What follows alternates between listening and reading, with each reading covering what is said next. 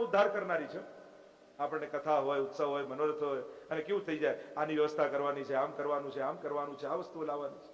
ભગવત સંબંધી ચિંતાઓ પણ ઉદ્ધાર કરનારી છે. વૈષ્ણવનું મન સદાય પ્રગટ ચિંતનમાં રહેવું છે. આપણે ત્યાં વાર્તામાં પ્રસંગ આવે ને, એટલે એક માજીએ એમ થયું કે આ રોજ રોજ સામગ્રી બનાવવી પડે છે, એના કરતા 15 દિવસની એક સાથે બનાવી દે. અને એક સાથે બનાવીને ડબ્બામાં રાખી ઠાકોરજી એક જ દિવસે બધી આરોગી ગયા. માજીએ કહ્યું, આ શું કર્યું પ્રભુ આપે? ઠાકોરજીએ કહ્યું, તું એક દિવસ થોડું થોડું ધરે અને 15 દિવસની ભેગી થઈ જાય તો તું 14 દિવસ ચિંતા વગર નહીં થઈ જાય. કે હવે ચિંતા જ નથી, સામગ્રી તો છે. પ્રભુ કે આ મને ગમે નહીં, મને તો એવું ગમે કે વૈષ્ણવ રોજ મારી ચિંતા કરે, મારા માટે રોજ સિદ્ધ કરે. નિશ્ચિત બની જાય ને ભગવાનથી, તો ભગવાનને ગમતું નથી. પ્રભુએ શકટાસુરે પ્રવેશ કર્યો, ચરણનો પ્રહાર કર્યો, શકટ તૂટ્યું, રસ ઢોળાયા. દોડતા આવ્યા વ્રજવાસીઓ, યશોદાજી લાલનને ગોદમાં લીધા. ભગવાનને રસ ઢોળવામાં રસ નથી, ભગવાનને રસ છે કે આનું મન મારામાં લાગે. આપણા સંસારમાં ઘણીવાર એવું થાય ને, કંઈક ઉથલ પાથલ થાય એટલે પાછો દોડતો દોડતો મંદિરે માણસ પહોંચી જાય. ભગવાનને સંસાર બગાડવામાં રસ નથી, તમને બોલાવવામાં રસ છે. પ્રભુ પાસે જીવ જાય, પ્રભુને ગમે, સન્મુખ થાય. શકટ તૂટ્યું. મહાપ્રભુજીએ કહ્યું, વ્રજભક્તોની લૌકિક આસક્તિનો ભગવાને નાશ કર્યો છે. જે લૌકિક આસક્તિઓ હતી સંસારમાં અને વ્યવહારમાં જે ચિત્ત હતું ને, ભગવાને આ લીલા કરી એટલે બધા વ્રજવાસીઓને થઈ ગયું કે હવે બહુ વ્યવહારમાં મન રાખવા કરતા આપણું મન ભગવાન તરફ રાખવું. ભલે કોઈ પણ ઉત્સવ, મનોરથ, સંજોગ આવે, વ્યવહાર આવે, કઈ પણ તહેવાર આવે, કોઈ પણ પ્રસંગ આવે સંસારમાં, પણ મન તો ભગવાનમાં જ રાખવું. આપણી તકલીફ શું? જેની કૃપાથી ઘરમાં સારો પ્રસંગ આવ્યો હોય, લગ્નનો, જન્મદિવસ, કોઈ પણ સારો પ્રસંગ આવે, આપણને હવે તો પ્રસંગ છે, ઠાકોરજીની સેવા થશે નહીં, લાવ થોડી વાર બાજુવાળાને ત્યાં, કોઈ વૈષ્ણવને ત્યાં પધરાઈ આવો. હવે જેની કૃપાથી સારો પ્રસંગ આવ્યો એને જ ઘરેથી કાઢી મૂકી. વૈષ્ણવનો તો આ વિવેક છે. ઘરમાં સારો પ્રસંગ આવે ને, પહેલો મનોરથ ઠાકોરજીનો થાય. લગ્નનો પ્રસંગ આવ્યો તો વિવાહ ખેલનો મનોરથ કરો, જન્મદિવસ આવે તો કે ફલનાનંદ મહોત્સવ કરો. આપણા જીવનમાં કોઈ પણ લૌકિક પ્રસંગ આવે તો એને પણ મનોરથ બનાવીને અલૌકિક કરી દેવાનું. આ વૈષ્ણવનો વ્યવહાર છે, આ આપણી પરંપરા છે, આ આપણા સંસ્કાર છે. કોઈ પણ લૌકિક પ્રસંગ આવે તો સૌથી પહેલા ઠાકોરજીનો મનોરથ કરી અને એ પ્રસંગને અલૌકિક બનાવી દે. આ વ્યવહાર છે. અને આ પરંપરા આપણે જાળવવાની. બાળકોનો જન્મદિવસ આવે ને તો કઈ બેટા આપણે પાર્ટી કરીશું, બધું જ કરીશું, પણ સવાર પડે ને સૌથી પહેલા ઠાકોરજીને પગે લાગવા જવાનું. હવેલીએ લઈ જઈએ, એ દિવસે ઠાકોરના પલના કરાવીએ અને થોડી કણિકા પ્રસાદ મળે ને તો એ બાળકોના હાથે જે વૈષ્ણવ આવ્યા હોય ને વંટાવવા કે આ તું તારા હાથે હોય, વૈષ્ણવને પ્રસાદ લેવડાવ. આમ એની અંદર સંસ્કાર. એના હાથે કોઈ સોશિયલ વર્ક કરાવો, એટલે આ તારા વાપરવાના જુદા, પણ તને બીજા આટલા આપું છું, તું કંઈક સત્કાર્યમાં વાપર, ક્યાંક કોઈકની મદદ કર, કોઈ ગરીબને મદદ કરવામાં ઉભો રહે. આ વાતાવરણ બનાવો, સંસ્કાર આપવાના પ્રકાર, એના હાથે સત્કર્મો કરાવવાના, જેથી એને સત્કર્મ કરવાનો આનંદ અનુભવાય. લૌકિક આસક્તિનો નાશ કરો. એકવાર તૃણાવર્ત આવ્યો આંધીના રૂપમાં. આ બધા કંસે મોકલેલા જુદા જુદા અસુરો છે. યશોદાજીની ગોદમાં લાલન છે અને આંધીના રૂપમાં તૃણાવર્ત આવ્યો. અને જયારે વંટોળિયું આવે ને એટલે દેખાવાનું બંધ થઈ જાય, દેખાય નહીં કે શું થઈ રહ્યું છે. આપણા જીવનમાં પણ ઘણી વાર આવા વંટોળિયા આવતા હોય છે. રજરૂપે રજોગુણાની આંધી. ભગવદ્ ગીતામાં પણ અર્જુનને પૂછ્યું ને કે પ્રભુ, દરેક માણસને ખબર હોય છે કે આ પાપ છે ને આ પુણ્ય છે. પાપ ખબર હોવા છતાં માણસ પાપ કરે છે કેમ? કયું એવું બળ છે જે માણસના હાથે પાપ કરાવે છે? અને ત્યારે પ્રભુએ કહ્યું, કામ એશ ક્રોધ એશ રજોગુણ સમુદ્ભવ. આ રજોગુણથી ઉત્પન્ન થયેલા કામ અને ક્રોધ માણસને પાપ તરફ લઈ જાય છે. આ રજોગુણની આંધી છે. ભગવાને પોતાનું ભાર વધાર્યું, એટલું ભાર વધાર્યું કે યશોદાજી ઉચકી ન શક્યા અને લાલનને નીચે પધરાવી દીધા. અને તૃણાવર્તને થયું કે હવે મોકો છે, આને ઉપાડી જાઉં કંસ પાસે. ભગવાન જયારે ભારરૂપ લાગવા માંડે ને તો માનજો કે તમારા જીવનમાં તૃણાવર્ત આવ્યો છે.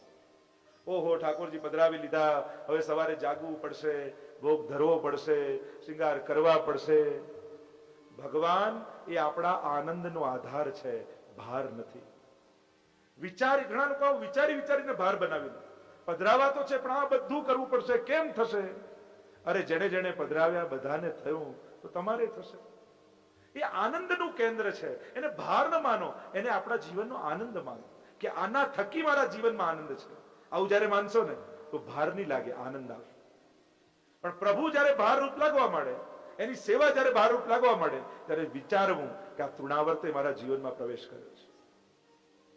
જો આપણા જીવનમાં લીધેલા નિયમો આપણા જીવનનું બળ છે, આપણું બંધન નથી, આપણા ભક્તિના વિકાસનો આધાર છે, એ રીતે એને જોવાય. હું આ મારો નિયમ છે, હું આ નથી ખાતો, હું આ નથી ખાતો, હું આ રીતે જીવું છું. તો ઘણા લોકો વિચારે એમને કેટલા બંધન, પણ ભક્ત માટે બંધન નથી લાગતું, એના માટે એના ભક્તિનો આધાર લાગે છે કે આ નિયમ છે ને, આને કારણે મારી ભક્તિ મજબૂત રહે છે, મારો આ આધાર પર મારી ભક્તિ ટકી રહી છે, અને જો આ નિયમો છોડી દઈશ તો મારી ભક્તિ પણ મારા હાથમાંથી સરકી જશે. બંધન રૂપે ન જુઓ, આધાર રૂપે જુઓ. વેલને જેમ લાકડીમાં બાંધીએ, સાધારણ માણસને બંધન લાગે કે વેલને બાંધી, પણ એ વિકાસનો આધાર હોય છે. એમ આપણા લીધેલા નિયમો આપણું બંધન નહીં, આપણા ભક્તિના વિકાસનો આધાર છે, એમ માનીને એને સ્વીકાર કરો. મારા દર્શન કરવાનો નિયમ છે, રોજ એક દર્શને જવાનો, અઠવાડિયે એકવાર દર્શને જવાનો, પાઠ કરવાનો, માળા કરવાનો. બંધન રૂપે ન જોશો, આધાર રૂપે જો. કોઈ પણ સંજોગે મારે મારો નિયમ તોડવો નથી. જો આ પકડી રાખશો ને તો તમારા ભક્તિનો વિકાસ થતો જશે. બધે કોમ્પ્રોમાઇઝ કરવા તૈયાર થઈ જશો ને તો બધું હાથમાંથી સરકી જશે. આને ખોટું લાગશે, પેલાને ખોટું લાગશે, ફલાણાને, એમ કહીને માણસ બધા નિયમો છોડી દે. તમે બદલાવા તૈયાર થઈ જશો તો લોકો તમને બદલ્યા જ કરશે, અને તમે દ્રઢ રહેશો તો લોકો તમને અનુકૂળ થવા લાગશે. એમ થશે કે આ વ્યક્તિ આ રીતે રહે છે અને આને આપણે સંબંધ રાખવો જ છે અને સાચવવો જ છે, તો તમારી સગવડતા ઊભી કરશે લોકો. અને તમે છોડવા તૈયાર થઈ જશો, બધું છોડાય. દુનિયા તો એવી છે કે તમને પૂરા બગડવાય નહીં દે અને પૂરા સુધરવાય નહીં દે. આ દુનિયા એવી જ છે. ભક્તિમાં લાગી જશો, આ તો ભગત થઈ ગયો છે ને કઈ કામનો રહ્યો નથી એમ કહેશે, અને મંદિરે જવાનું બંધ કરી દેશો, આ તો સાવ સંસારી થઈ ગયો, ક્યારેક તો મંદિરે જા. સંસારનો સ્વભાવ જ એવો છે, એ હંમેશા આપણને પોતાના કામના બનાવીને રાખે છે. અને તમે સંસારના કામના નથી રહેતા એટલે તમારી નિંદા કરવાનો પ્રયાસ કરે, પણ તમે દ્રઢ રહેશો તો સમાજ ધીમે ધીમે તમારો આદર કરવા લાગશે. અને તમે છોડવા તૈયાર થઈ જશો ને તો એ જ વાત કરશે, જો નાટક કરતો હતો, હું આમ નથી કરતો, ના નથી ખાતો, ના નથી ખાતો, છોડી દીધું કે નહીં, જો તમારી હાંસી કરશે. સંકલ્પો, જેને ભક્તિ કરવી છે એને લોકોનું બહુ વિચારવા કરતા પોતાના સંકલ્પોમાં દ્રઢ રહેવું, સંકલ્પોને પકડી રાખવા, પ્રભુ અને ગુરુના ચરણોમાં વિનંતી કરવી કે મારા સંકલ્પ હું જીવી શકું એવી કૃપા કરજો. અને સમાજ પણ એવો મેચ્યોર થવો જોઈએ, જે મેં કાલે વાત કરી, કે બીજાના ધર્મને સમજી શકે, બીજાના નિયમોનો આદર કરી શકે, અને જે ધર્મ પાળતા હોય એના માટે સન્માનની ભાવના રાખે, એવો સમાજ મેચ્યોર બનવો જોઈએ. આપણે જ જો એ લોકોને આદર અને સગવડતા ઊભી નહીં કરીએ પછી તો કોઈ ધર્મ નહીં જીવી શકે. લોકો જે ચુસ્તપણે પાળતા હોય ને એની નિંદા કરે, આ તો ઓર્થોડોક્સ છે, નામ છે. સન્માન કરો એ વ્યક્તિનું. આપણે નથી કરી શકતા, પણ જે કરે છે એને આદર આપો. સમાજમાં એવા વ્યક્તિઓનો આદર થવો જોઈએ, સમજવું જોઈએ લોકોએ. ધર્મના નિયમો જે પાળે છે એના માટે આદરની ભાવના આપણને સૌને થવી જોઈએ. તૃણાવતનો ભગવાને ઉદ્ધાર કર્યો. એકવાર પ્રભુએ બગાસું ગાધું અને સમગ્ર જગતનું દર્શન કરાવ્યું. આગળ નામકરણ લીલાનું વર્ણન આવ્યું. વસુદેવજીએ પોતાના પુરોહિત ગર્ગજીને મોકલ્યા છે વ્રજમાને, કહ્યું કે મારા બાળકોના નામકરણ કરીને આવો. સુખદેવજી લખે, આવ્યા છે ગર્ગજી વ્રજમાન. નામકરણ સંસ્કાર, જો આપણે ત્યાં 16 પ્રકારના સંસ્કાર છે, 16 સંસ્કાર. અને હિન્દુ ધર્મમાં, હિન્દુ સમાજે આ સંસ્કારોનો આદર કરવો જોઈએ. વિકારમાંથી નીકળી સંસ્કાર તરફ જવાનું. નામકરણ માટે આવ્યા છે. નંદ બાબાને વાત કરી. નંદ બાબા કહે, તમે કંસના પુરોહિત અને અમારા બાળકોના નામકરણ કરો તો કંસ રાજા નારાજ થાય. ગર્ગજીએ કહ્યું, કોઈને ખબર નહીં પડે એ રીતે ગૌશાળામાં નામકરણ કરીશું. બીજા દિવસે સવાર પડી. નામકરણની બધી જ વિધિ વિધાનના અનુકૂળ સ્થાપન આદિ થઈ ચુક્યા છે. પધાર્યા. નંદ બાબા, યશોદાજી, રોહિણીજી બંને બાળકોને લઈને આવ્યા છે. વિરાજમાન થયા વિધિમાં, અને વિધિવત પ્રભુના નામકરણ સંસ્કાર થઈ રહ્યા છે. આપણે ત્યાં છઠ્ઠી પૂજન આદિ બધું થાય, છઠ્ઠી લેખ લખે, અનેક પ્રકારની વિધિ વિધાનો આપણે ત્યાં છે. આ ભારત વર્ષનું વિજ્ઞાન છે. જે ઋષિઓએ હજારો વર્ષ પહેલા જયારે બાયનોક્યુલર નહોતા ત્યારે ગ્રહ નક્ષત્રોની ગતિ, ચંદ્ર સૂર્યની ગતિ, ગ્રહણ ક્યારે થાય એ બધા લેખો આપણને આપે છે. ટાઈમ પીરિયડ વિજ્ઞાન આપી શકે, પણ ટાઈમની ક્વોલિટી આપણા ઋષિઓએ આપી છે. ડોક્ટર કદાચ યા વિજ્ઞાન કદાચ એમ કહી શકે કે આ 25 વર્ષ જીવશે, પણ આના 25 વર્ષ કેવા જશે એ આપણા ઋષિઓ કહી શકે છે. ટાઈમની ક્વોલિટી, કે આ 10 વર્ષ જીવવાનો છે એમ વિજ્ઞાન કદાચ કહી શકે છે, પણ આના 10 વર્ષ કેવા જશે, ક્યારે સુખ આવશે ક્યારે દુઃખ આવશે, એ આપણું ભારત વર્ષનું વિજ્ઞાન જ્યોતિષ આદિ કહી શકે છે. આખું વિજ્ઞાન છે, ગણિત છે. નામકરણ માટે પ્રારંભ કર્યું. સૌથી પહેલા રોહિણીજીના ખોળામાં રહેલા દાઉજી તરફ દ્રષ્ટિ ગઈ અને ગર્ગજી બોલ્યા, આ રોહિણીજીનો પુત્ર બળમાં સર્વથી અધિક થશે એટલે એનું બલ નામ રાખીશ, સર્વને આનંદ આપનારા થશે એટલે એનું નામ રામ રાખીએ. બોલીએ બલરામજી મહારાજ કી જય. અને હવે ગર્ગજીની દ્રષ્ટિ યશોદાજીની ગોદમાં રહેલા લાલન પર પડી. વાંકડિયા મોટા મોટા લાંબા કેશ, કમળના પાખુડી જેવા નેત્રો, સુંદર મુખારવિંદ. જ્યાં દ્રષ્ટિ પડી ગર્ગજીની અને ઠાકોરજીએ દ્રષ્ટિપાત કર્યો ગર્ગજી તરફ. દર્શન કરતા જ ગર્ગજી સમજી ગયા કે આ કોણ છે. મનોમન વંદન કરતા બોલ્યા, ગર્ગજી આનું નામ હું શું રાખું? આના તો અનેક નામો છે, અનેક યુગમાં અનેક અનેક રૂપ ધારણ કરીને આ ભૂતલ પર પધારે છે. હરિ તારા 6000 નામ, કયે નામે લખું કંકોતરી, અને રોજ રોજ બદલે મુકામ, કયે ગામે લખું કંકોતરી. આને જોતા જ મારું મન આ ખેંચી રહ્યું છે, કર્ષણ કરી રહ્યો છે, એટલે એનું નામ હું કૃષ્ણ રાખું છું. બોલીએ કૃષ્ણ કનૈયા લાલ કી જય. યશોદાજીનું મોં પડી ગયું. એમને થયું મારો લાલન કાળો છે એટલે ગર્ગજી એનું નામ કૃષ્ણ રાખ્યું છે. કર્ષતી કૃષ્ણ, જે ખેંચે કૃષ્ણ છે, નામથી, રૂપથી, ગુણથી જે કર્ષણ કરે. બીજા બધામાં મન લગાડવું પડે, પણ કૃષ્ણ એવો છે એને જોતા જ મન એ ખેંચી લે, મન હરી લે. એ જ કૃષ્ણ છે. નામ, નામથી કર્ષણ, રૂપથી કર્ષણ, લીલાઓથી કર્ષણ. એની લીલાઓ એવી કે નાના બાળકને સાંભળવી ગમે ને વૃદ્ધને સાંભળવી ગમે. સર્વના મનનું કર્ષણ કરનારો એ કૃષ્ણ છે. પણ યશોદાજીને ગોપીજનો તો હવે ભેગા મળે, રોજ લાલનને ખીજવે, તું કાળો કાળો છે ને એટલે નંદ બાબાએ આ ગર્ગજી તારું નામ કૃષ્ણ રાખ્યું છે. અને ગોપીજનો કહે, ઠાકોરજી કેવા લાગ્યા કાળો એટલા માટે થયો કે બાકી બીજા રંગ ઉપર બીજો રંગ ચડી જાય, પણ કાળો રંગ જે કપડા પર ચડ્યો હોય ને એનો બીજા પર બીજો કોઈ રંગ ચડતો નથી. જે પણ રંગ ચડાવવા જાઓ એમાં કાળાશની વધારતા થતી જાય, વધારે કાળું કપડું થતું જાય. એમ જેના પર મારો રંગ ચડે ને એના પર દુનિયાનો બીજો કોઈ રંગ ન ચડી શકે, એટલા માટે હું કાળો થયો છું. કૃષ્ણ નામ જપતે શ્રવણ સુન્યોરી આલી, ભૂલી રી ભવન ઓ તો બાવરી ભાઈ. કૃષ્ણ નામનું એવું આકર્ષણ છે, વ્રજ ભક્તોનું મન સદા કૃષ્ણ તરફ રહે છે. હવે તો લાલન ધીમે ધીમે મોટા થવા લાગ્યા. બપોર પડે એટલે ગોપીઓ બધી ભેગી મળીને આવી જાય ઠાકોરજી પાસે. કુંડાળું કરે ને લાલન જોડે જુદા જુદા ખેલ કરે, જુદા જુદા રમતો ઠાકોરજી સાથે કરે. અચ્છા લાલન બતાવો તુમ્હારે હસ્ત કહાં હૈ, ઠાકોરજી એમ બતાવે. તુમ્હારે ચરણ કહાં હૈ, પગ ઊંચા કરીને બતાવે.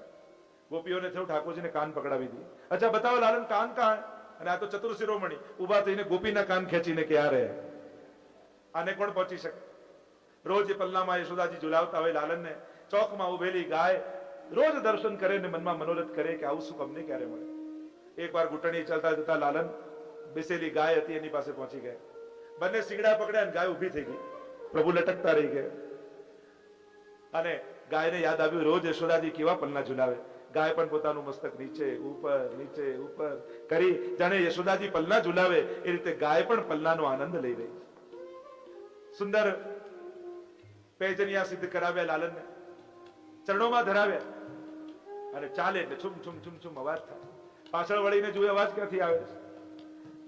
પ્રભુ તો વિરુદ્ધ ધર્માશ્રય ધર્મ ધારણ કરીને વિરાજે છે વ્રજમાં. અને વિરુદ્ધ ધર્માશ્રય ધર્મ એટલે શું? એક જ ક્ષણે પ્રભુ બાળક પણ છે અને એ જ ક્ષણે કિશોર પણ છે. એ જ ક્ષણે સર્વજ્ઞ પણ છે, એ જ ક્ષણે મુગ્ધ પણ છે. એ જ ક્ષણે સર્વ સામર્થ્ય વાળો છે, એ જ ક્ષણે અસમર્થ પણ છે. આ વિરુદ્ધ ધર્માશ્રયતા પ્રભુના ભીતર બિરાજે છે. એટલે વ્રજની લીલામાં બંને ધર્મો એક સાથે દેખાશે. ક્યારેક સર્વ સામર્થ્ય દેખાશે, ક્યારેક અસમર્થ દેખાશે. ભક્તના ભાવને આધીન થઈને પ્રભુ રહે છે.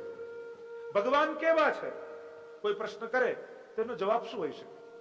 એક જ જવાબ હોય, ભક્તનો જેવો ભાવ હોય એવા.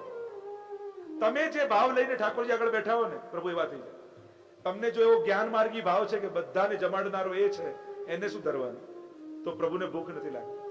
પણ તમારો ભાવ યશોદાનો છે, મારો લાલન ભૂખ્યો થયો હશે, એને આ રોગાવું એને આ રોગાવું, તો ઠાકોરજીને ચોક્કસ ભૂખ લાગે છે. યે યથા મામ પ્રપદ્યન્તે તા સતયો ભજામિ. ભગવાને સ્પષ્ટ કહ્યું છે તું જેવો ભાવ લઈને આવીશ ને હું એવો થઈ જઈશ. તમારો જો આવો યશોદાનો ભાવ છે તો પ્રભુને ભૂખ લાગે, નીંદ આવે, જાગે, પોડે, ખેલે. તમારો એવો ભાવ છે કે એ બધાને જમાડનારો, એ બધાને જગાડનારો, અમે ને કોણ જગાડનાર?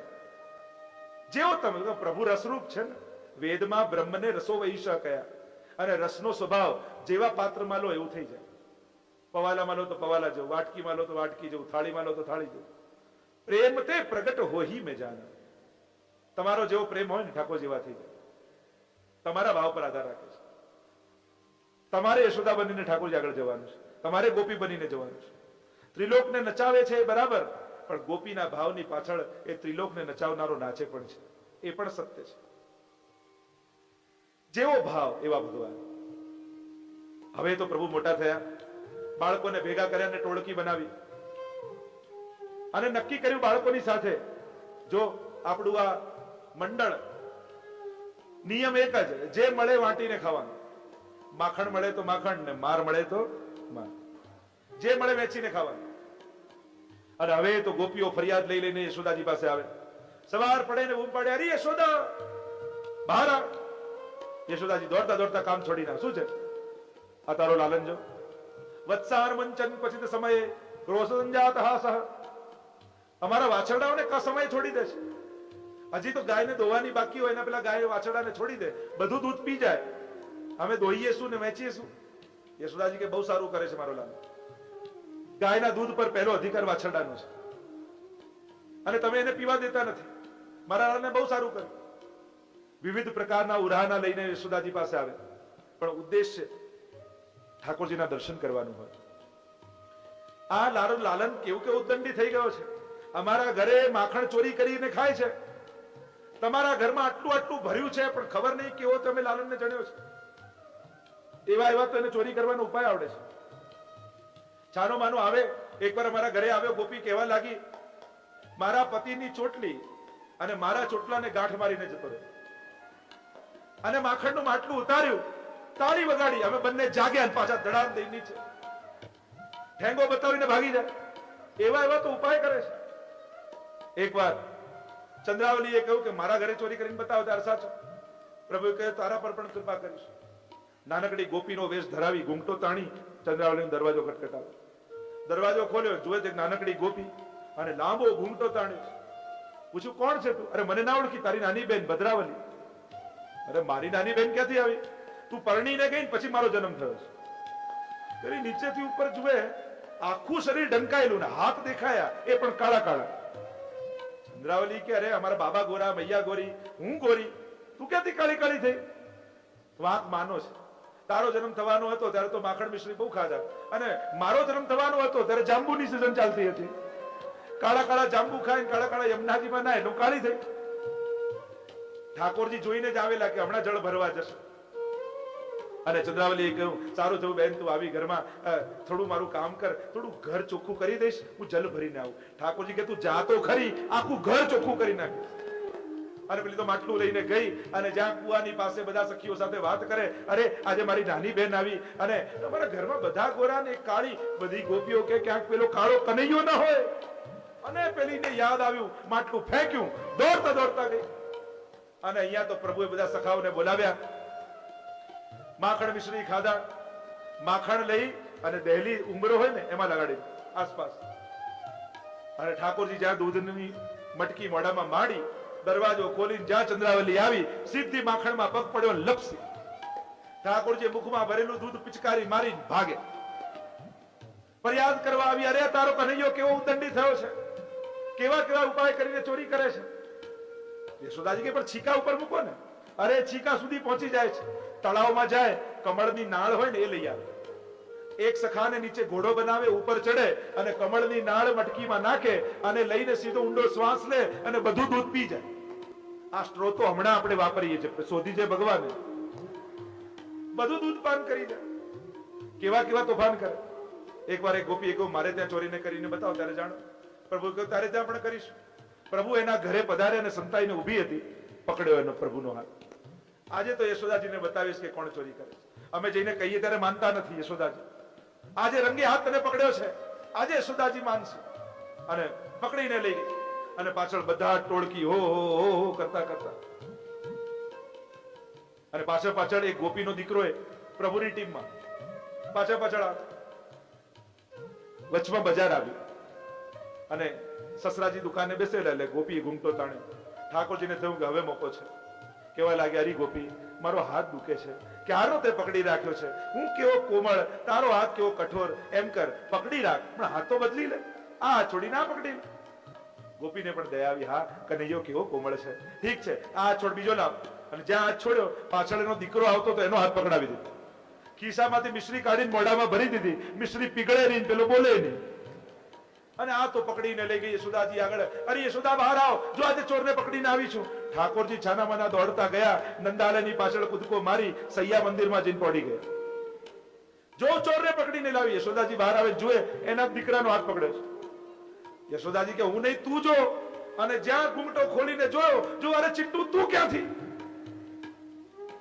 અરે મારા લાલન પર હાથ લગાડે છે, મારો લાલન તો સૈયા મંદિરમાં છે. અરે લાલન બહાર આવતો. ઠાકોરજી આંખ મસલતા મસલતા બહાર આવ્યા. અરે મૈયા પોડવા તો દે. અને પેલી ગોપી આમ ચકિત થઈને જુએ, હમણાં હાથમાં હતો ને હમણાં સૈયા મંદિરમાંથી ક્યાંથી નીકળ્યો? શું છે મૈયા? આ ગોપી એમ કહે છે કે તું આના ઘરે ચોરી કરવા ગયો. મૈયા આને છે ને ભૂત વળગ્યું છે, આના કાનમાં એક મંત્ર કહીશ ને પછી આવું ક્યારે નહીં. નજીક આવ્યા અને ગોપીને નીચે બેસાડીને કહ્યું, આ વખતે તો દીકરાનો હાથ પકડાવ્યો, ફરી કરીશ તો ધણીનો હાથ પકડાવી દઈશ. મૈયા મેં આના કાનમાં મંત્ર કહી દીધો છે, હવે વાંધો નહીં આવે. જાત જાતના ઉપાયો કરે ઠાકોરજી. એકવાર એક નવી વહુ પરણીને આવી. સાસુએ કહ્યું, જો હું જલ ભરવા જાઉં છું, એક 7 વર્ષનો સુંદર બાળક આવશે, એવું કાલું કાલું મીઠું મીઠું બોલશે, પણ એની વાતમાં જરાય આવતી નહીં. અને લે આ દોરડું આ થાંભલા સાથે આપણા ઘરે આવે તો બાંધી રાખજે, પછી હું એને સમજી લઈશ. કે તને એની જોડે સમજતા નહીં ભાવે, તું હમણાં હમણાં આવીશ ને ભોળીશ. જ્યાં સાસુ જલ ભરવા ગયા, દરવાજો ખટખટે.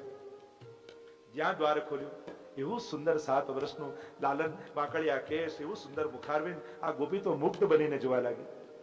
પછી યાદ આવ્યું, અરે હા સાસુ આના માટે તો કહી ગયા છે. લાલનને કહ્યું, અરે ગોપી થોડો સો માખણ તેરે ઘર મેં હે? થોડુંક માખણ છે, મારા ગળામાં ખૂંચી રહ્યું છે, થોડુંક માખણ આપ એટલે મારું ગળું ઠીક થઈ જાય. પેલી ગોપી સમજી ગઈ કે આ એ જ લાગે છે. અને સાસુ દોરડું આપીને ગયા છે કે આને બાંધી રાખજો.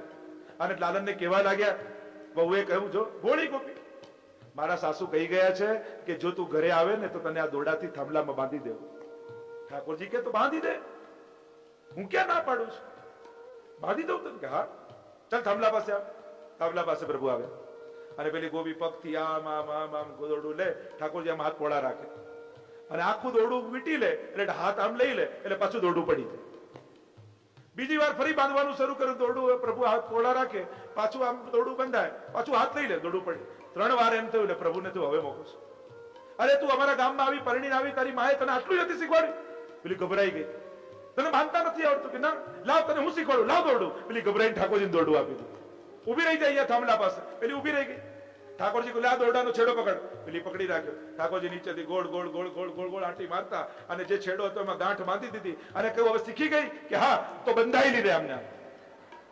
પણ પ્રભુ છોડાવ તો ખરા. ઠાકોરજી કહે, આ તો પુષ્ટિ લીલા છે, મને બાંધતા આવડે છે પણ છોડતા નથી આવડતું. હું પકડું છું પણ કોઈને છોડતો નથી. એક વાર જેનો હાથ પકડ્યો એને ક્યારે ત્યાગતો નથી. અનેક પ્રકારના ઉપાય કરે, પણ જેના ઘરે ઠાકોરજી પધારે એ ગોપી તો ઉત્સવ કરે. ચોર તો માણસ છે, કઈ લઈને પેદા થતો નથી, મળે છે કે મારું છે તો બધું ભગવાનનું. ગોપીઓ તો પ્રભુને વિનંતી કરતા હોય, અમારા ઘરે પધારો, અમે આપના માટે તાજું માખણ રાખ્યું છે, આપ કૃપા કરવા પધારો. પ્રભુની રાહ જુએ ગોપી. માખણ એટલે ગોપીનો તાજો ભાવ, અને ભાવને હરવા માટે ઠાકોરજી પધારે છે. નવનીત જે નૂતન ભાવ છે ગોપીજનોનો, એને લેવા માટે પ્રભુ પધારે છે. આપણે પણ ઠાકોરજીને ભોગ ધરીએ ત્યારે સામગ્રીને ઠાકોરજી પ્રસાદ બનાવી અને એમાં રહેલા ભક્તોના ભાવનો અંગીકાર પ્રભુ કરે છે. મર્યાદામાં ભગવાન સ્વીકાર કરે અને પુષ્ટિમાં પ્રભુ અંગીકાર કરે. સ્વીકારમાં સ્પર્શ કરીને પાછો આપે, અંગીકારમાં સ્પર્શ કરી એને ભગવદ રૂપ બનાવીને પાછો આપે. અંગીકાર અંગરૂપ બનાવી દે, ભગવદ રૂપ એને બનાવી દે, એટલે ભગવત પ્રસાદ પણ ભગવદ રૂપ છે. ત્યાં સ્વીકાર, અહીંયા અંગીકાર. ચોર તો માણસ છે, કાંઈ લઈને આવતો નથી, છતાંય બધા પર પોતાનો હક જતાવવા માંગે. માલિક તો એ છે કે જેનું બધું જ છે.